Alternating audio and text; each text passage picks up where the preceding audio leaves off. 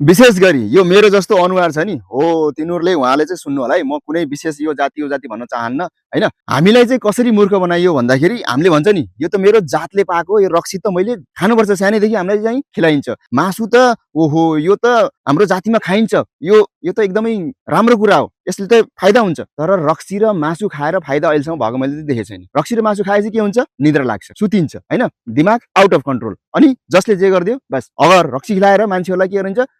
अब चाहिँ तैँले चाहिँ त्यसलाई मार्ने हो पिट्ने हो भन्यो भने रक्सी खिलाइन्छ अनि त्यसपछि त्यो जोसमा गएर तर भोलिपल्ट मैले के गरेँ कसो गरेँ उसलाई थाहा हुन्न यो त्यसको फाइदा हामीलाई उठाइरहेको छ कति सालौँदेखि हैन अनि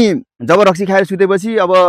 केही त थाहा हुन्न उसले आफ्नो हकको लागि अधिकारको लागि लड्ने कुरा त भएन हैन अब हक अधिकारको लागि लड्ने कुरा थाहा नभएपछि हैन जब रक्सी खान्छ तब बल्ल जोस आउँछ अरू खाएन भने आउँदैन हैन अनि त्यही भएर के बनाइयो भन्दाखेरि यो चाहिँ तिमीहरूको जाति हो यो परम्परा हो तिमीहरूले यो खानुपर्छ यस्तो गर्नुपर्छ बल्ल तिमीहरूको चाहिँ उन्नति हुन्छ प्रगति हुन्छ तिमीहरू बाहिर गएर काम गर्नुपर्छ बाहिर गएर काम गर्यो भने तिमीहरूलाई फाइदा हुन्छ तिमीहरू किनकि वीर पुर्खाको सन्तान हो तिमीहरूले चाहिँ लड्नुपर्छ तिमीहरू लड्नको लागि जन्मेको हो यस्तो बेकुफ भरि काम हामीलाई कहानी सुनाएर हामीलाई चाहिँ पागल बनाइएको छ र अहिले पनि त्यही चलिरहेको छ सो हामीले यो बुझ्न जरुरी छ कि कसले हामीलाई सही बनाइरहेको छ कसले पागल बनाइरहेको छ भनेर हामी अझै पनि त्यही पुरानो सोचमै नै छौँ सोचलाई बदलिन जरुरी छ सो युथ मेरो जस्तो अनुहार भएकोहरू लाउरे लाउरे लाउरे भन्छ नि हैन त्यहाँ गएर त्यहाँ भएको मान्छेलाई गएर सोध्नुहोस् कस्तो छ त्यहाँको हालत भनेर वीर पुर्खाको नाममा हामीलाई कसरी स्लेभ बनाइरहेको छ हैन कसरी त्यहाँको काम गराइरहेको छ कुरा बुझ्न जरुरी छ यसै पैसा पैसा पैसा मात्रै भनेर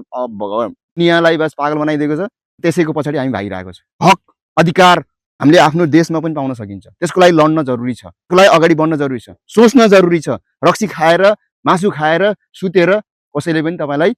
ल भनेर ल्याएर दिँदैन त्यसको लागि हामी नै आफू अगाडि बढ्न जरुरी छ थ्यांक यू